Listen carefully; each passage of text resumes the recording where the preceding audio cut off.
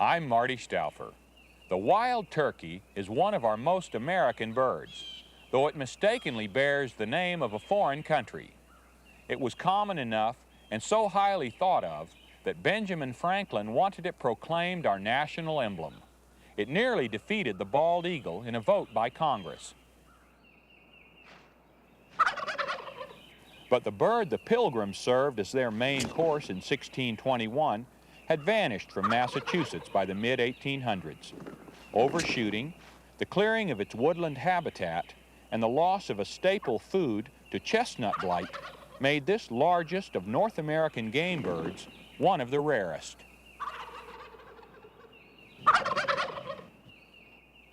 Today, the wild turkey has made a comeback. It's found in every state except Alaska. But what do we really know about our familiar Thanksgiving symbol? Let's take a look at this strong flier, which prefers to run. This shy and wary bird with its flamboyant courtship ritual. Let's get more acquainted with the wild turkey.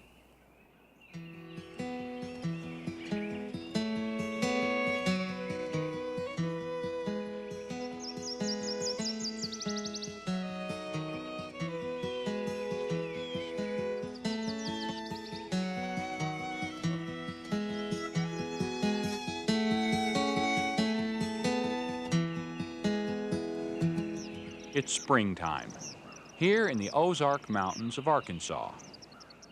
This oak hickory forest, with an understory of dogwood and redbud, is perfect wild turkey habitat.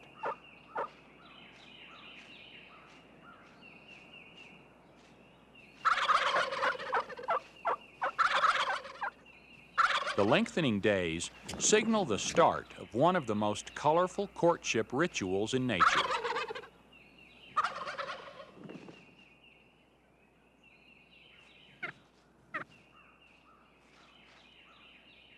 The females, the hens, watch as the males, called gobblers or toms, begin to parade. We'll return to these wild birds. First, let's visit a farm down in the valley.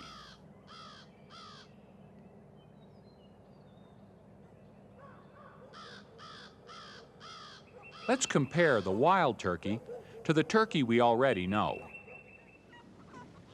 The domestic turkey gobbles all year long, rather than just in spring.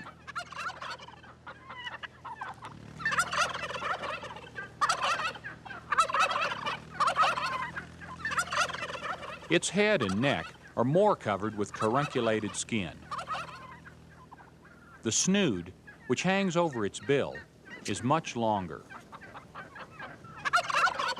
It has a smaller brain and can only survive in captivity. Wild turkeys are large. Gobblers average 17 pounds, hens about 10. But domestic turkeys are huge. A gobbler can weigh up to 50 pounds.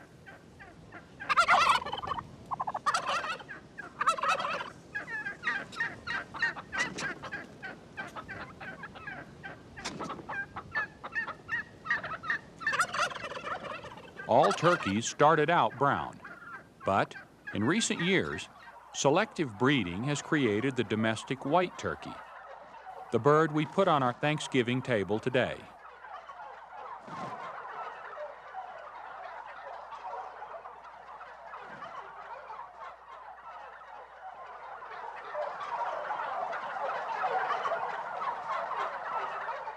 The turkey is the most important domestic livestock developed in North America. But our story is about a bird of a different feather. The wild turkey. It's far more alert. Its neck and legs are longer, and its body more streamlined. Adult males have a beard. The beard grows 4 to 5 inches a year and is up to a foot long on 3-year-old gobblers. But because it only gets so long, it's not an accurate measure of age. It might look like hair, but the beard is a tuft of modified feathers.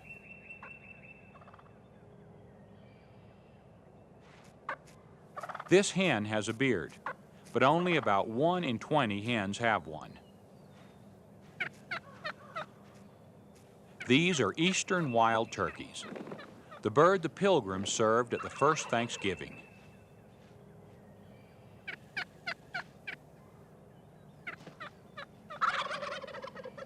The toms and hens spend most of the year apart and use a variety of vocalizations to locate one another for mating season. A gobble can be heard up to a mile away, but other calls can only be heard a few feet. This is a pulmonic puff. It's similar to sounds made by smaller cousins, the grouse. A receptive hen crouches to be bred, and a gobbler climbs on the hen's back to fertilize her.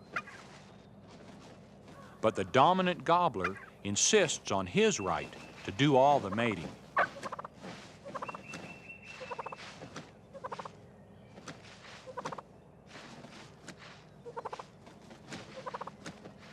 These yearling males, called jakes, are usually chased away by the toms. But the yearling hens, called jennies, join in the breeding.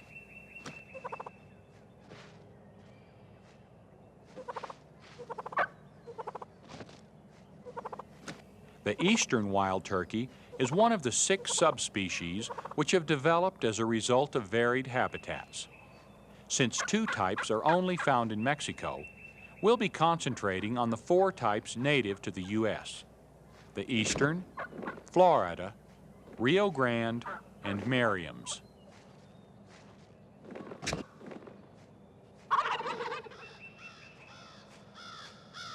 The eastern wild turkey is the most widespread. It lives throughout the entire eastern half of America. When the hens go off to lay an egg in their nest or to forage, the toms follow.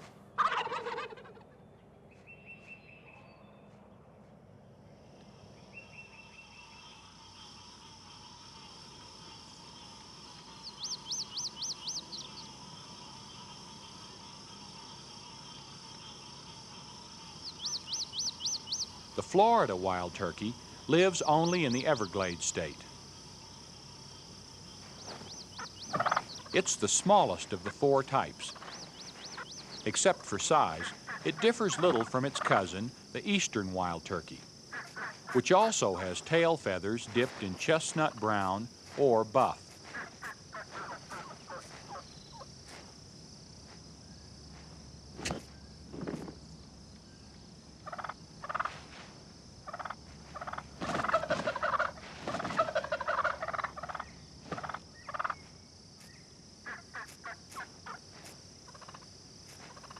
Every flock has a dominant gobbler. The spurs on his lower legs indicate his age more accurately than does his beard. The spurs grow about ½ an inch a year. They also go from rounded at 1 year, to blunt at 2 years, to sharp at 3 years, to very sharp at older than 3 years. Nearly all turkeys live and die within 5 miles of where they hatched. But a foraging flock may wander widely. They feed in the early morning, rest, and sometimes take a roll in the dust in midday. Then they forage again until roosting time at sunset.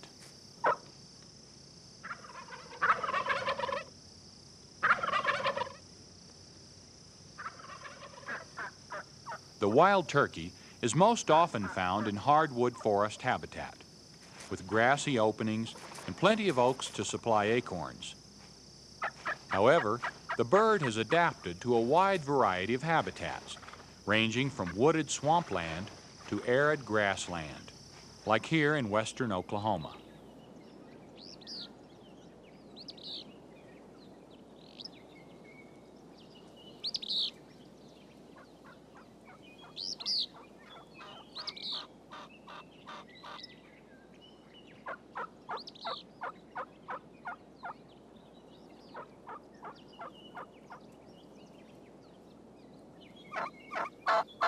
The Rio Grande turkey lives from northern Mexico up through Texas and Oklahoma.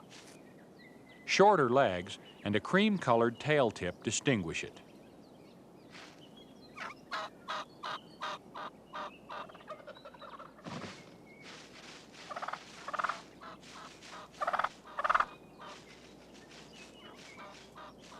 The Rio Grande is closely related to the South Mexican turkey, which was domesticated by the Aztecs about 2,000 years ago. The Indians hunted with arrows that had feathers made from turkey quills and points made from turkey spurs.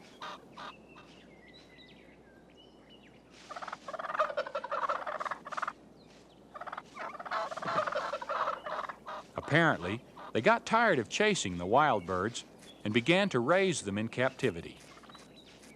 The Spanish conquistadors took the turkey home with them in 1500. It became a delicacy, spread across Europe, and reached the table of King Henry VIII. It was mistaken for the African guinea fowl, which had been imported from the Turkish Empire. So, for a while, both birds were called turkey fowl. English settlers brought the domesticated version back to this continent. And so, our most American bird bears the name of a foreign country.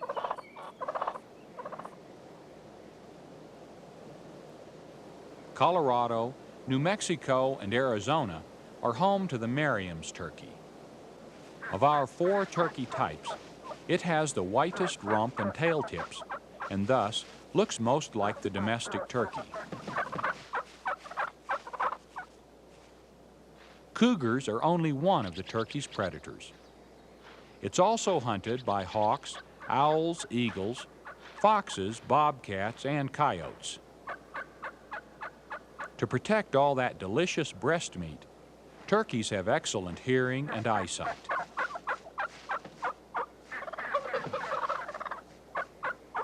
They're the wariest of all game birds. And though large, they're not easy to catch.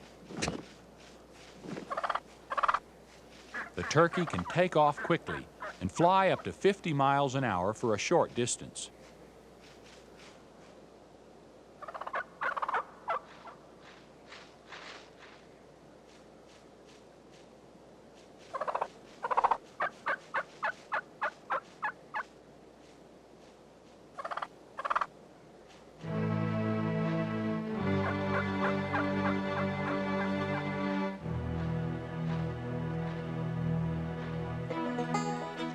Like all 4 types, these Merriams remain constantly alert.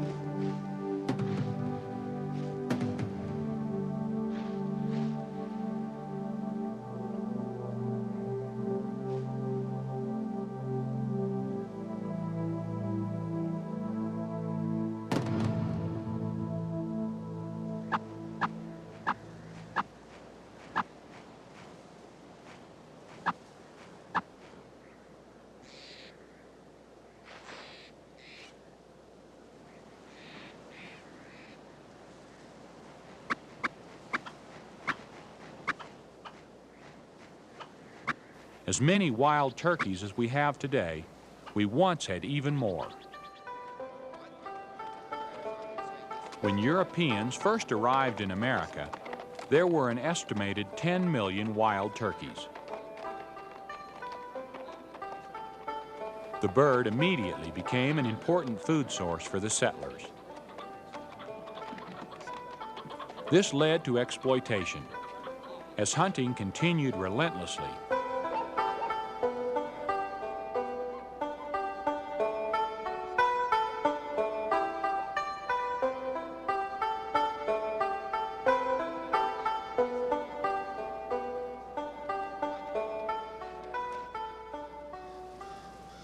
these biologists, with the Arkansas Game and Fish Commission, are building a blind as the first step toward capturing and transplanting turkeys.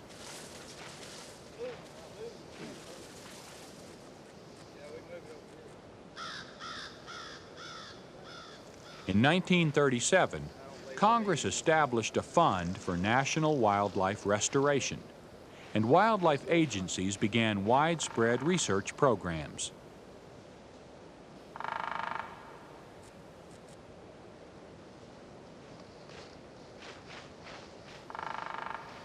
After years of trial and error, the turning point came with the idea of transplanting wild stock to restore turkey populations. But trapping the cautious birds was difficult. The use of a cannon net, powered by rockets or mortars, was a major breakthrough in solving this problem. Turkeys are baited with corn right up to the hidden net.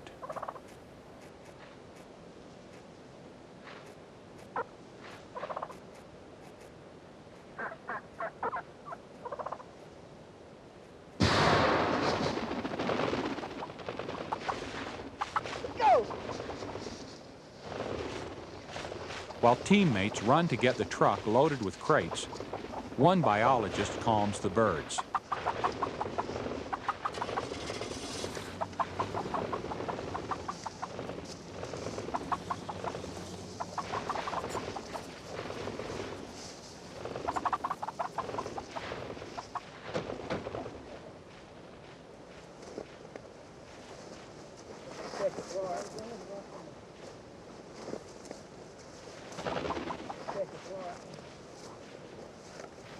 Untangling feet and feathers is no easy task. How's it look, Don?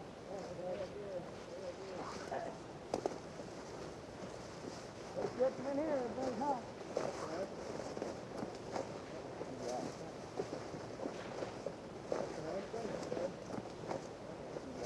The birds are upset, but unhurt.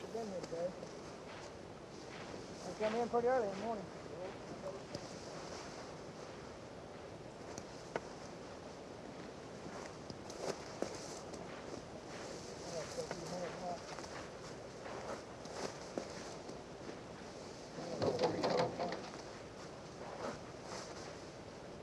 The amazing adaptability of the turkey is what makes transplanting so successful.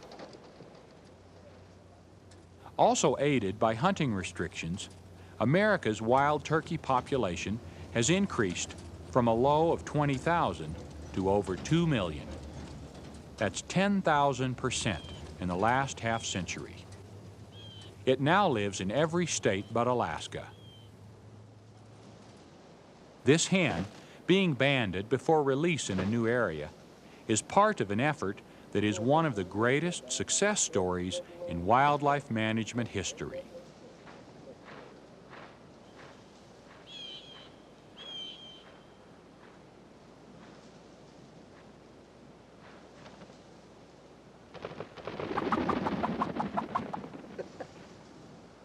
Some early restocking involved crossing domestic turkeys with wild birds. It spread disease and may have polluted gene pools. Still, many a domestic turkey has been released intentionally to breed with wild ones. And some wild blood has been used to produce the so-called game farm bird, a crossbreed. Though it may resemble its wild kin, it has a larger body, a white rump and tail tip, and shorter legs.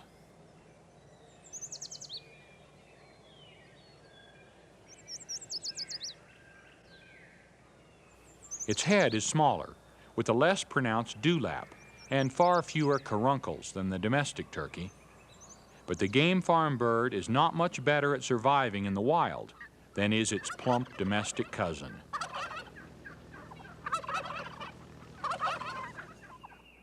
The real wild turkey is a far more graceful creature than either the barnyard or game farm breeds.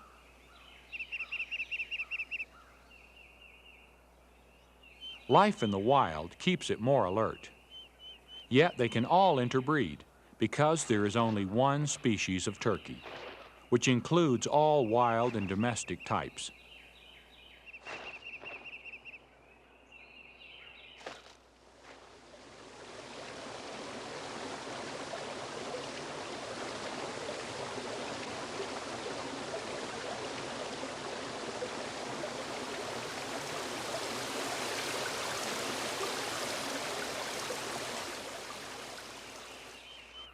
The wild turkey can live for 12 years if it avoids hunters and predators and if it can find food. Acorns are its main diet. A large gobbler may eat a pound of food a day. This is the feeding call. It's not used to call each other to food, but rather to keep the flock properly spaced.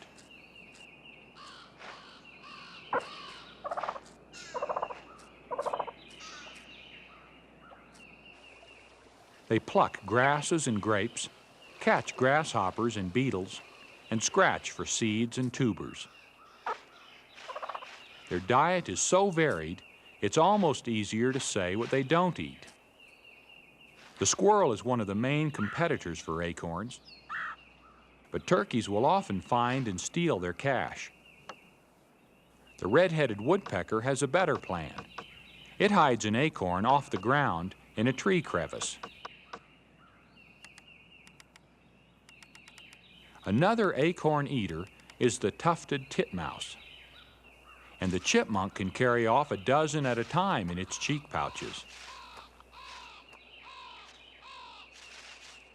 In springtime, the only thing more important than food is mating. The long center tail feathers identify this jake, and jakes do join in the fighting, especially when hens are near. But a jake will usually not fight a gobbler.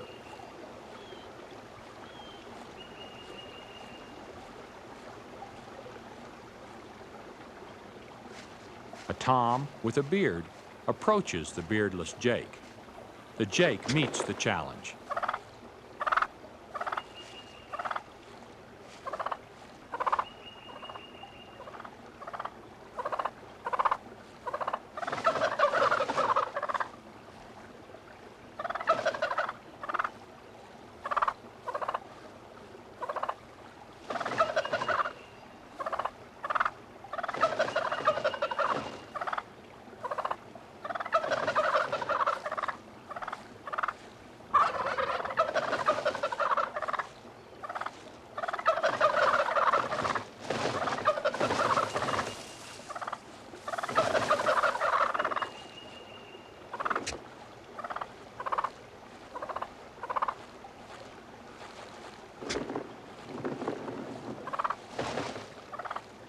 Anything can happen in nature.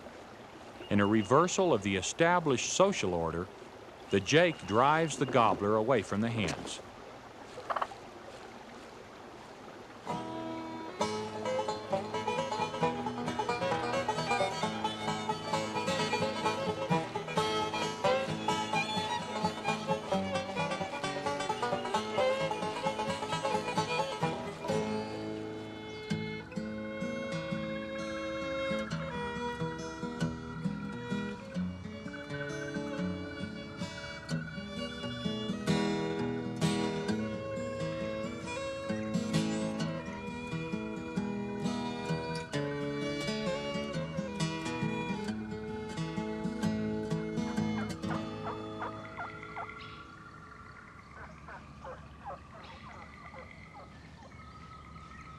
During the last hour before sundown, a turkey flock finishes feeding and searches out a roost for the night.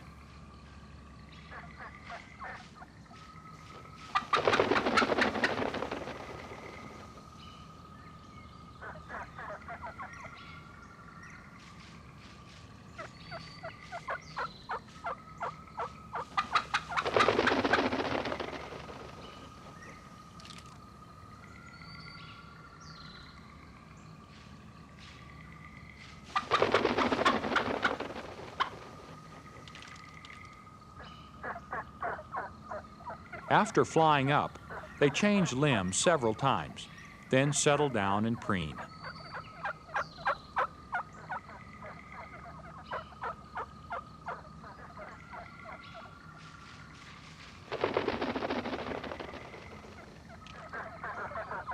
Turkeys roost together for safety. Also for safety, they usually change perches nightly, but they may return to the same tree if other good sites are not available. There's much more to be learned about our largest upland game bird. Next time, we'll continue to study the wild turkey. I'm Marty Stouffer. Until then, enjoy our wild America.